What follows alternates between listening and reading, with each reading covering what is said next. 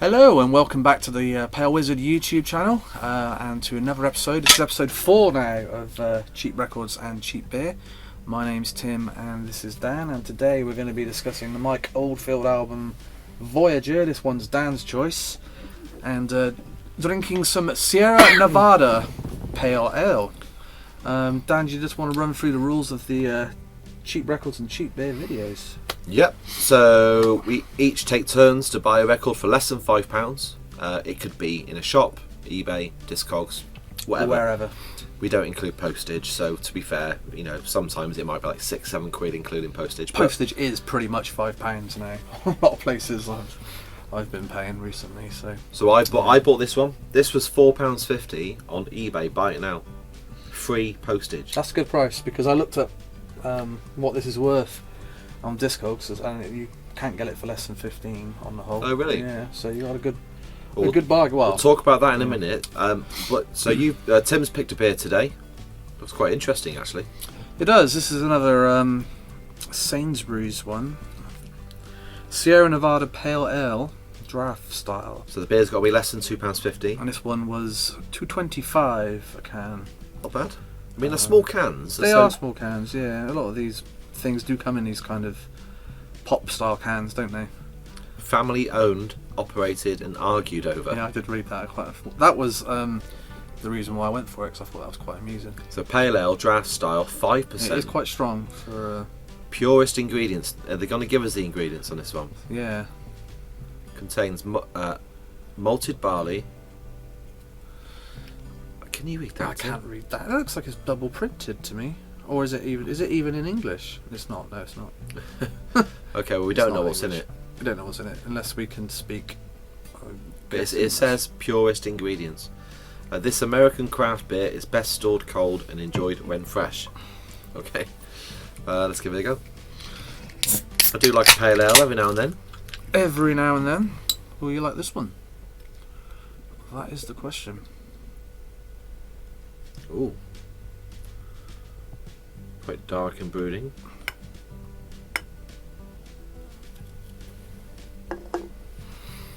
I've got another 1 to 2 finger whitehead. It's looks quite red to me, that. Like mahogany kind of. It does look, in this light, it does look very red, doesn't it? Very small carbonation. It smells quite fruity.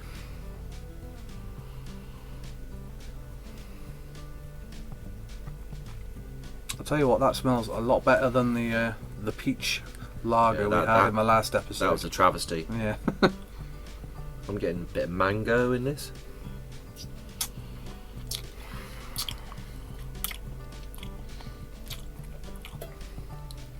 That's good. That's nice, yeah. You see, it's got the fruitiness, but it's got the bitterness as well. It has, yeah. Just right, isn't it? It does have that. It's what you need in it, because that last one was so sweet.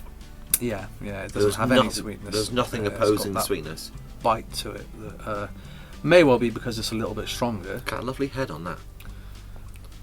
That's good quality glasses that's doing it. Well, look at the clean glasses. Yeah. You see, Tim? Look, see the a lot to be said for the that. Head chasing the glass. Yeah.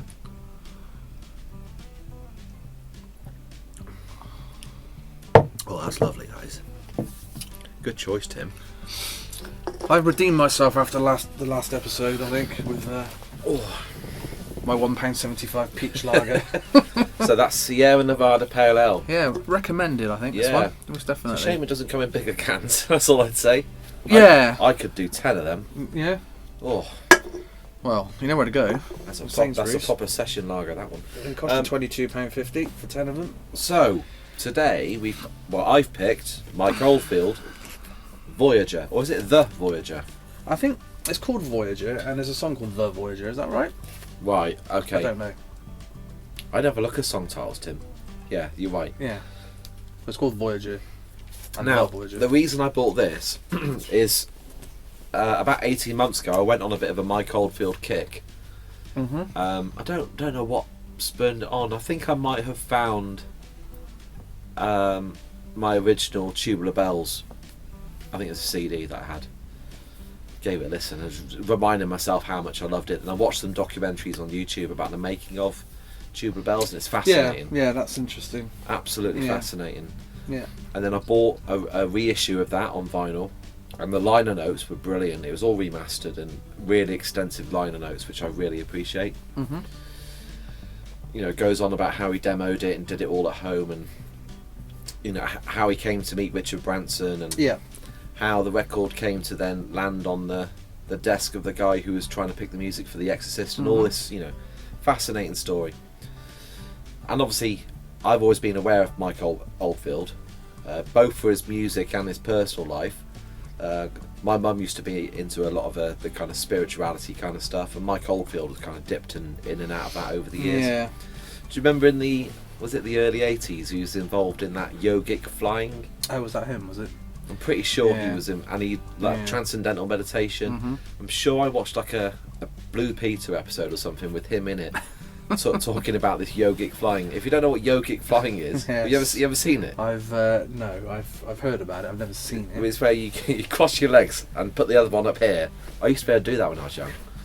And then you balance on your knees and you run and then you flip. Right. Okay. I used, when I was very, very flexible when I was a kid, when I used to do karate, I used to be able to do that for laughs in like the school gymnasium. Anyway, I'm going off on a tangent. Oh dear. So I went on a bit of a, you know, trying to just actually listen to some other Mike Oldfield stuff other than the Tubular Bells albums. Mm-hmm. Obviously, my parents had Tubular Bells 2 because that was a massive hit, wasn't it, in the 90s? It was, yeah. And then this came out just before Tubular Bells 3, didn't it? I think so, yeah, there was a run of 3 albums. Well, no, I'm getting ahead of myself. I bought a bunch of albums on eBay and Discogs and the like. I picked up Tubular Bells 3, I picked up the Millennium Bell, picked up Hergest Ridge, which I think was the follow-up to the original Tubular Bells, Crises, which I know is your favourite album. I picked up Omadorn.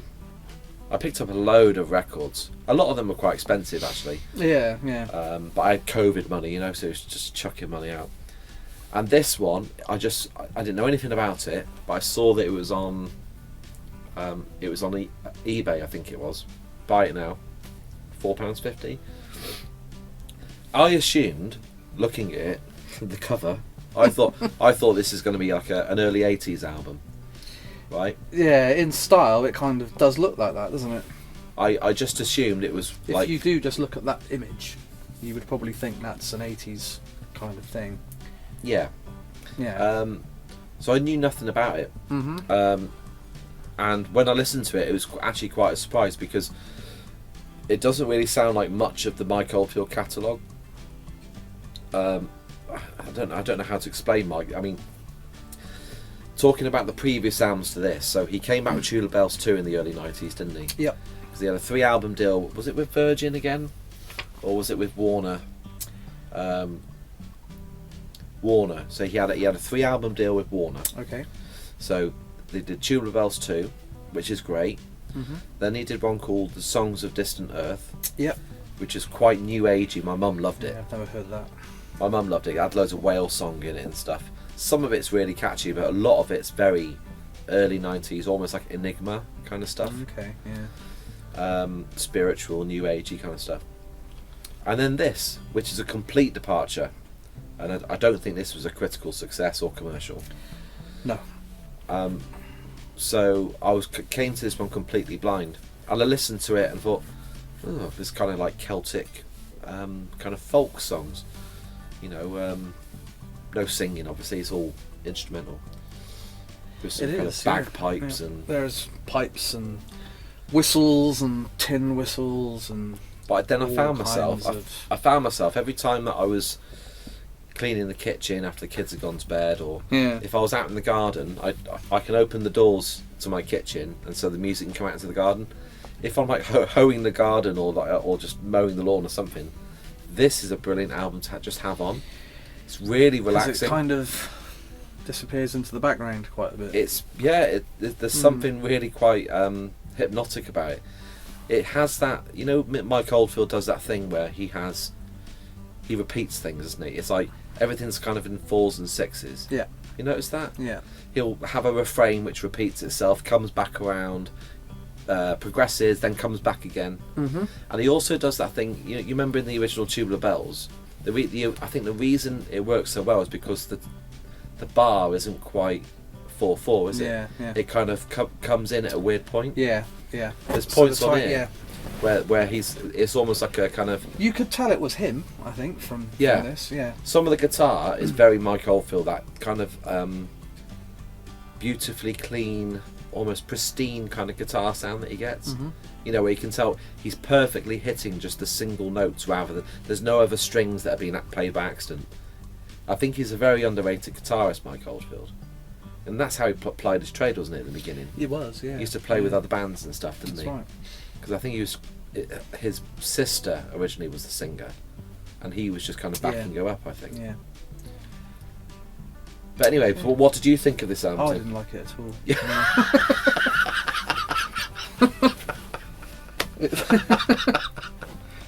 No. It really got on my nerves. Really? Really, really long. This is an hour long. I can't believe this is on one vinyl. I'm gonna have a look at the grooves. So it was 1996, wasn't Yeah, it? yeah. You can see why. Because obviously, it came out on CD. I mean, it's a shocking cover. In 1996. This is a reissue. It only ever came out on vinyl in 2014. I didn't know that.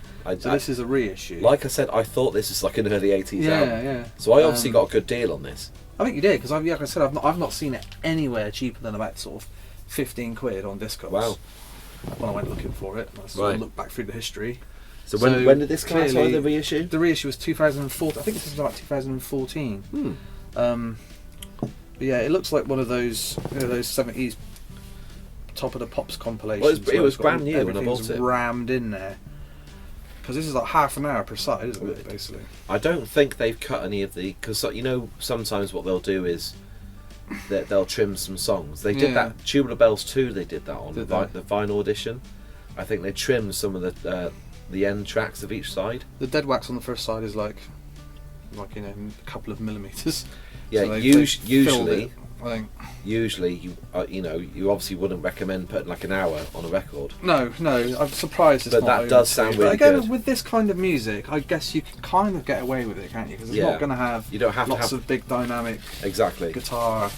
It's a very gentle album. Noise and stuff in there. It is a very gentle album. Yeah, I listened to it on my headphones and it sent me to sleep the first time. Well, that's which kind is of the kind point. of, I guess, nice. Yeah. But I don't know if I'm looking for that with a lot of music that I listen to. No, don't get me wrong. This is not. I don't put this on in the car. No. You put it on while you're cleaning the kitchen. You've already told me. I mean, you could almost say this is kind of almost like an easy listening relaxation album. It reminds me of the kind of album that when you would go into like that shop that used to sell joss sticks and like crystals, Arcania used to have in Bath. Yeah. The kind of thing they would have in there. Funny enough, Mike, because my mum used to be. She was into all that. She was a masseur as well, like sports physiotherapy and aromatherapy. So she'd have this stack of these relaxation CDs, panpipes and things. Like, there was one called Seashore Sunrise and Sounds of the Rainforest, and there's the one guy who basically monopolised that whole industry. Someone Connor, I think, Robert O'Connor. Was he like the panpipe king? He basically was the king of relaxation music. Crikey. He must be the most chilled out person in the whole world. He must have to just go down to Weymouth with his recorder and just sit by the beach and just press record. Yeah. And get a bit some seagulls and stuff, and then put some plinky plonky xylophones over the top. I did make some notes. Go on then. This album hit number 12 in the UK charts, which I was shocked to read. Well, and to be fair, he was on a bit of a high in the 90s. So. After Tubular Bells, the second one, I guess he was in favour with the music industry again a little bit, wasn't he? But I think that was massive, wasn't it? Tubular Bells too. Yeah. It reminded me a lot of the music on like Lord of the Rings. Yep. Yeah, that kind of the Celtic. Yeah. Yeah, definitely. There was a few times I thought I could have been listening to the soundtrack to Lord of the Rings, which I guess is good. Yeah. I really did quite like the Voyager, the title track, because it's got some really weird percussion going on with it. Yeah. And then there was a track which reminded me of a Simple Minds song, and then I looked it up and it was the same. It's a traditional Irish Belfast chart. Yeah. So it's She Moves Through the Fair. Yeah, So it's got the same traditional There's Irish a few traditional thing, songs on this. that they use in Belfast Child. Mm. What else? I'm trying to be not too negative about No, it. I mean, I think little bit dull. in his catalogue, this isn't considered one of the best at all. I think a lot of them would say it's right down at the bottom. I did look at a couple of rankings actually this afternoon. Did you? Of Mike Oldfield albums, and some people do have it higher up, but there's a couple that I saw. It was literally there's like 20 odd albums, and it was right at the bottom. Yeah. Which I don't know. I've not heard every single Mike Oldfield. There's a album, couple so. that I'd put below this. Yeah. Yeah, for sure. Such as. There was one he did not too long ago after this, 2000s, where he was trying to kind of replicate that Crises sound. Yeah. So he had a female singer, and the song almost sounds exactly the same as Moonlight Shadow. Yeah. I can't remember what album it's called, but it just doesn't work. Does not work at all. And he did one that was just purely guitars. I think it was called Guitars, and it's really boring. Yeah. There is some nice guitar at the beginning of Wild Goose Flaps its Wings, which sounds a bit sort of Pink Floydy. Yeah, which I quite liked. I love side one. I find it really hypnotic. It's not the type of album I'm going to listen to all the time, but in the right headspace, like today, a lovely summer's day for once. Mm-hmm. So I was out in the garden. Sarah taking the kids to gymnastics. I had the house to myself. I was knocking around, digging up some flower beds. Yeah. And this sounded brilliant. The sun was shining, and this was just perfect. All I needed was a beer, really, but I'll save for myself for tonight. I love, the first 4 songs. Okay. Like the Women of Ireland traditional song, I really like. Women of Ireland, which I also read about, that contains a part of Handel's Keyboard Suite in D minor. Yes. Which is used in which film? Yeah, you should know this because this is a film that you like and you keep telling me to watch, and I've never seen. I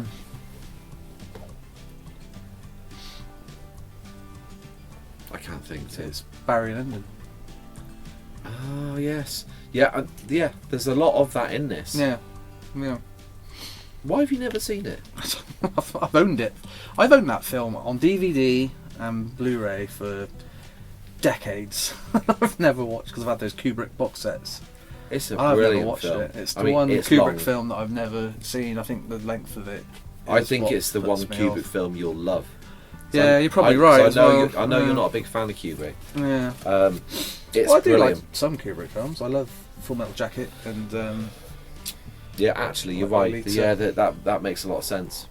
It's one of those films where you could take a still from any of it. Yeah. And it looks like an oil painting. Yeah.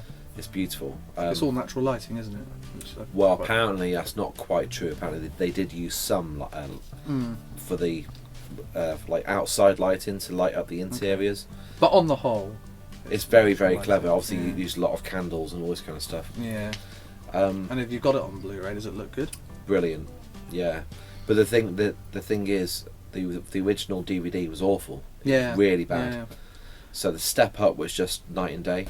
I think I remember reading that, which is probably what put me off of watching it, because I had obviously that original big Kubrick box set on DVD, which was huge for those Warner snapper case things, and then I've got the Blu-ray one, which is smaller. Now some of them are done in 4K, haven't they? But I don't think Barry Lyndon's not in 4K. Barry Lyndon. It should I think be. Criterion have done it in the US, but I don't think. Oh, 4K? I don't think it's 4K. I think it's just Blu-ray. Oh right. Because I they think re-released that it would at be cinema, didn't they? Yeah. A few years back. Well, his films kind of get played at the cinema quite regularly, don't they? Especially like 2001 and. Well, apparently they did a full restoration of it, so you'd assume there's a 4K transfer out there. Yeah. As is with The Shining and Clockwork Orange and. Warners are quite good at bringing out 4K, so maybe it'll happen. Yeah, I mean Barry Lyndon wasn't a commercial success, so maybe they're just thinking of the numbers. Yeah, very possibly, but we digress. No, I mean, this music would perfectly fit into that film. Yeah. There's a bit of prog. Not enough. It's more folk than prog. Yeah. All the instruments on here, you've got fiddles and flutes and God knows where, tin And whistles. tin whistle, yeah, the bagpipes. instruments that should be banned. The bagpipes work really well in this, and with the kind bagpipes of that come in on the last track. In Monster Michael, that's really, really long. On Saint Michel. is that in France, isn't it? Yeah. Is that like a castle It's in France? yeah, so it's an island. Right. Okay. But yeah, it's like 13 minutes long, and the first 5 minutes were bagpipes. Apparently, it only took a month and a half to record. Yeah, I read that. Um, And after listening to it, I don't think he was in a very good place coming into this because France maybe he maybe. Well, didn't he get involved in the Ibiza dance scene as well? Did he? And I think it wasn't very good for his health. There was a few dance remixes of a few of these tracks, I think, that I saw. Was there? Yeah. So maybe he was popular with that kind of. That's a scene I know nothing about whatsoever. Yeah, it's not for me. Maybe I know marginally more about the new age scene than I do the. He's a funny one, Mike Oldfield. He kind of like comes in and out of fashion very quickly, doesn't he? He does, yeah. Yeah. That one he did around the Millennium. The Millennium Bell thing. And there was another one he did around then. And the cover artwork is just awful. It just looks. I think it came. What worse than this? Came with a video game. He was trying to get into it's just terrible. But he has been brilliant. But then he did an album not so long ago called The Return to Omadorn. Okay.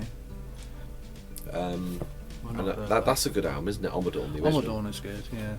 Do you ever listen to the second album, Hergest Ridge? No. That is quite similar to this in a way. It's quite kind of what would you call it? Rustic, rural kind You're of. not selling it to me. I really like it. I'm told that the 70s stuff on the whole is the best of his career. What year did Crises come out? Crises was like 83, I think.